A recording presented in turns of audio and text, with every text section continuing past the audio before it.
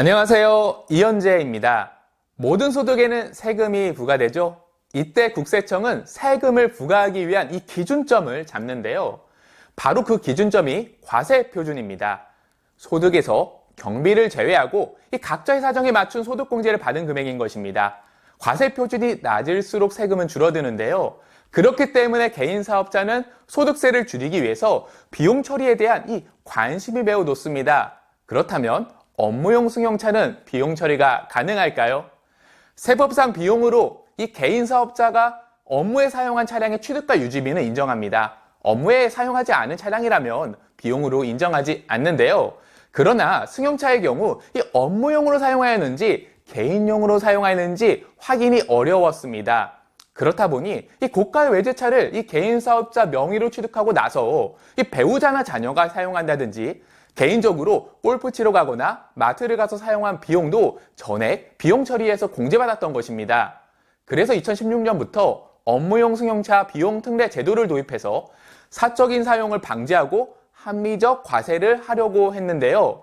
문제는 2020년까지 이 개인 사업자 중 성실신고 확인 대상자와 이 전문직 종사자의 경우 업무 전용 자동차 보험에 가입하지 않더라도 업무용으로 사용한 승용차의 관련 비용을 비용 처리하는데 아무런 문제가 없었습니다.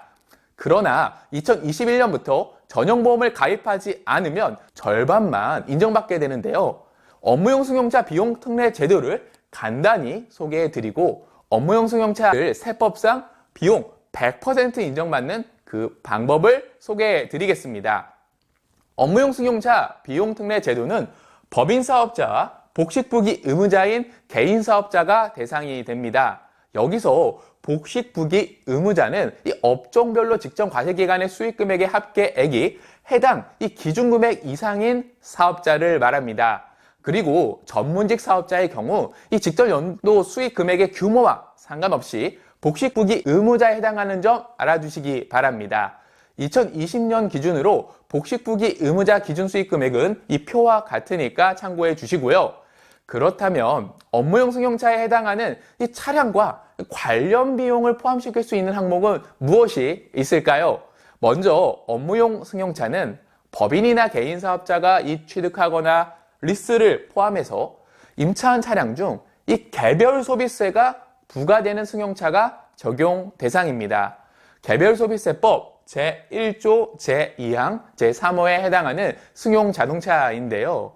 이 개별 소비세가 부과되지 않는 경차에 해당하는 배기량 1000cc 이하의 길이가 3.6m 이하이고 폭이 1.6m 이하인 차량은 제외됩니다. 그리고 해당 이 차량들도 제외 대상이라는 점 참고해 주시기 바랍니다. 비용 처리가 가능한 항목에는 감가상각비, 임차료, 유류비, 보험료, 수선비, 자동차세, 통행료 등 이 업무용 승용차의 이 취득과 유지를 위하여 지출한 비용들이 해당됩니다. 참고로 운전기사의 급여는 인건비로 처리하게 됩니다. 업무용 승용차 관련 비용에 포함되지 않는다는 점 유의하시고요. 이 제도는 업무용 이 승용차 관련 비용을 무조건 송금으로 인정해주지 않습니다. 일정 요건과 기준에 따라서 비용으로 공제받는 제도입니다. 업무용 승용차를 사적으로 사용했을 경우 이 전에 비용으로 인정받을 수 없습니다. 만일 사적 용도와 업무 용도를 혼용해서 사용할 경우에는 업무 사용 비율만큼 비용을 인정받게 됩니다. 업무적으로 사용했다가 인정받기 위해서 이 승용차별로 운행 기록부를 작성하고 비치해야 하는데요. 이 관할 세무서장이 요구할 경우 즉시 제출해야 할 의무가 있습니다. 운행 기록부는 국세청 고시에 따라서 작성하시면 되고요. 업무용 사용 거리는 이 제조나 판매 시설과 같은 이 사업장을 방문하거나 거래처를 방문, 회의 참석, 이 판촉 활동, 출근과 퇴근 등 이 직무와 관련해서 주행한 거리를 말합니다. 참고로 거래처 접대를 위한 운행이나 이 직원들의 이 경조사 참석을 위한 운행처럼 복리후생을 위한 차량 운행도 업무용 사용 거리에 해당된다는 점 꼭 알아두시고요. 만약에 운행 기록부를 작성하지 않았다면 어떻게 될까요? 너무 걱정하지 않으셔도 됩니다. 운행 기록부 작성에 대한 부담을 덜어드리기 위해서 운행 기록부를 작성하지 않더라도 연간 1,500만 원 한도 내에서는 비용으로 인정해주고 있습니다. 그리고 전용보험에 꼭 가입해야 합니다. 만일 업무 전용으로만 사용했다면 업무용 승용차 관련 비용을 전액 인정받을 수 있습니다. 하지만 고가의 차량을 구입하거나 임차해서 이 단기간 내에 이 감가상각비와 임차료를 비용으로 많이 공제받을 수 있겠죠? 이를 방지하기 위해서 연간 비용 인정 한도를 800만 원으로 제한하고 있는데요. 이 800만 원을 초과하는 금액은 해당 사업연도, 즉 이 과세연도의 다음 연도부터 800만 원 한도로 비용에 산입할 수 있습니다. 그리고 마찬가지로 전용보험을 가입하고 있어야 비용 처리가 가능하는데요. 만일 이 전용보험을 가입하지 않는다면 어떻게 될까요? 법인 사업자의 경우 이 전용보험을 가입하지 않으면 관련 비용 이 전액을 송금으로 인정받지 못합니다. 개인 사업자는 2020년까지 전용보험 가입 의무가 없었습니다. 하지만 2021년 1월 1일부터 성실신고 확인 대상자와 전문직 종사자에 한하여 전용보험 가입 의무가 생겼는데요. 참고로 이 성실신고 확인 대상자는 해당 표와 같이 이 업종별로 일정 수익금액 이상인 개인 사업자가 해당됩니다. 미가입 시에는 관련 비용의 50%만 필요 경비로 인정합니다. 하지만 한대는 가입하지 않아도 100% 비용을 인정해 주는데요. 성실신고 확인 대상자와 전문직 종사자라면 반드시 이 점을 명시하고 전용보험을 가입하셔야 비용 처리가 가능합니다. 예시를 통해 다시 한번 설명드리면 업무용 승용차를 세대 보유한 개인 사업자가 있습니다. 물론 이 개인 사업자는 성실신고 확인 대상자고요. 전용보험을 세대 모두 가입하지 않았는데요. 이럴 경우는 한 대는 100% 인정을 받게 됩니다. 하지만 나머지 두 대는 비용을 50%만 인정받게 되는데요. 이때 비용의 100% 인정되는 이 차량은 세금 신고 시 국세청에 확인이 필요하다는 점 꼭 알아두셨으면 좋겠습니다. 그렇다면 이 나머지 차량들도 전액 비용 인정을 받으려면 이 차량 세대 모두 전용보험을 가입해야 할까요? 그렇지 않습니다. 이번 예시를 통해서 살펴볼 텐데요. 이 전용보험을 이 두 대만 가입하고 한 대는 가입하지 않았습니다. 두 대만 가입했는데 세 대 모두 100% 비용 인정이 가능하죠. 전용보험을 가입하지 않은 차량이 있음에도 불구하고요.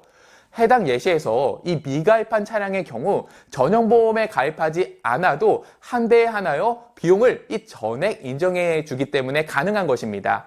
만일 이 자동차 세 대 모두 전용보험을 가입하고 있지 않다가 이 한 대의 자동차만 전용보험을 일부 기간 동안만 가입하게 되면 어떻게 될까요? 이럴 경우 전용보험 미가입 기간의 비용에 대해서 50% 인정을 해주고 이 전용보험을 가입한 기간에는 전액 비용으로 인정받을 수 있게 됩니다. 자, 그렇다면 업무 전용 자동차 보험이란 무엇일까요? 바로 이 세 가지 중 하나에 해당하는 사람이 운전한 경우만 보상하는 자동차 보험이 업무 전용 자동차 보험인 것입니다. 그래서 업무 전용 자동차 보험에 가입하는 방법은 임직원, 운전자 한정 운전 특약을 가입하는 건데요. 개인 사업자의 이 자동차 보험에서 이 김영피 보험자는 보통 사업주가 됩니다. 결국 해당 특약을 가입하면 김영피 보험자인 이 사업주 소속의 임직원이 자동차 보험의 보장 혜택을 받을 수 있는 것이죠. 그렇기 때문에 이 피보험자 이외의 사람이 운전하다가 사고가 발생한다면 보상받을 수 없습니다. 하지만 대인배상 원에 대해서는 보상이 가능한 점 알아두시고요. 자, 그렇다면 성실신고 확인 대상자와 전문직 개인 사업자는 무조건 임직원 운전자 한정 특약을 선택하는 것이 정답일까요? 세제 혜택이 목적이 아니라면 굳이 임직원 한정 운전자 특약을 가입할 필요가 없습니다. 개인 사업자의 경우 이 대부분 업무용 승용차의 자동차 보험 운전자 범위가 부부 한정이거나 지정 1인 한정 특약이기 때문에 이 임직원 한정 운전자 특약보다 보험 대상자의 수가 적습니다. 그렇기 때문에 전용보험이 기존 가입한 자동차 보험료와 보험료가 더 비싼데요. 그 인상된 보험료가 세제 혜택보다 크다면 굳이 전용보험으로 바꿀 필요는 없겠죠? 만약에 운전자의 범위가 더 넓은 누구나 특약을 가입하고 있었다면 임직원 운전자 한정 운전 특약이 유리합니다. 보험료도 저렴해지고 세제 혜택도 100% 인정받을 수 있기 때문입니다. 다만 이 누구나 특약보다 이 운전자의 범위가 좁아지기 때문에 운전하는 대상에 대해서 다시 한번 고려해 보셔야 합니다. 결국 이 비용 처리를 통한 세제 혜택과 보험료 상승분을 비교해서 이 전용보험의 가입 유무를 선택하시기 바랍니다. 그리고 만약에 이 개인 사업자가 업무 전용 자동차 보험에 가입한 사실이 없음에도 불구하고 관련 비용을 전액 송금 삭입하여 종합소득세를 신고한다면 국세청은 전용보험 미가입 차량에 대한 관련 비용을 송금 부인하고 소득세를 추징하게 됩니다. 꼭 이런 부분은 주의하셔야겠죠? 여러분, 2021년부터 성실신고 확인 대상자와 전문직 개인 사업자의 업무용 승용차 비용을 100% 인정받는 방법이 변경되었습니다. 기존에 가입하고 있는 자동차 보험의 운전자 범위를 임직원 한정 운전 특약으로 변경하지 않으면 비용을 절반만 인정받게 되는데요. 물론 앞서 소개해드린 바와 같이 무조건 변경하는 게 유리하지 않습니다. 해당 차량을 실제 운전하는 사람이 누구인지, 운전자 범위 변경 시 이 보험료가 어떻게 변화하는지, 그리고 비용 처리에 따른 세제 혜택은 어떻게 달라지는지 이 전문가와 함께 꼼꼼하게 비교해 보시는 시청자분들이 되시길 바랍니다. 시청해 주셔서 고맙습니다.